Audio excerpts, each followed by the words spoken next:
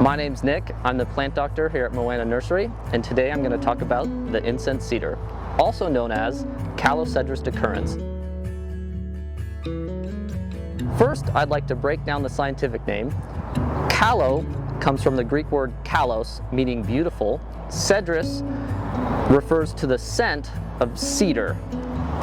Because it's not a true cedar, it's technically a cypress.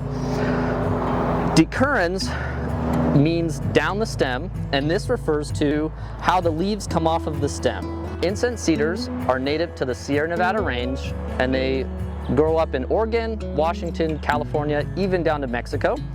They've been used by Native Americans from basket making to making canoes. In the modern day, we use them mostly for pencils because they can maintain a fine point. We use them for incense sticks, even decking and fencing.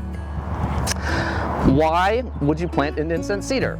Well, they're great for windbreaks, they're drought tolerant, they're resistant to alkaline soils like we have in the Great Basin. They don't get very large, only like 50 feet tall in residential areas. They can get 100 feet tall in the wild, and they'll be about 12 to 20 feet wide. So this makes them great for windbreaks, or if you have limited space in your front or backyard. If you decide to bring one home, you're going to want to dig the hole twice as wide and just as deep. Ideally, you plant it 10 to 15 feet away from any building so it can spread its roots out. They don't require a lot of pruning to keep their shape, and they really don't need a lot of fertilizer. Just your normal fertilization of other plants is going to be plenty for them. They would prefer heavy mulching, like 3 to 4 inches around the tree. Make sure you keep it away from the base of the trunk though, because you can get basal rotting and a whole slew of other issues.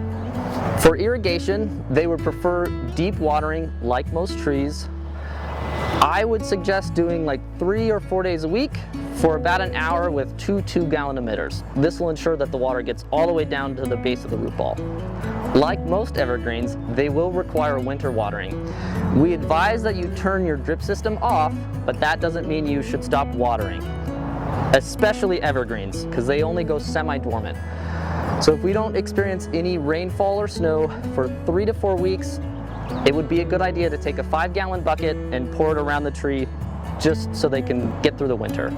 If you're looking for an evergreen that is drought tolerant, low maintenance, relatively small, the incense cedar might be the tree for you. If you have any questions, come see us at Moana Nursery.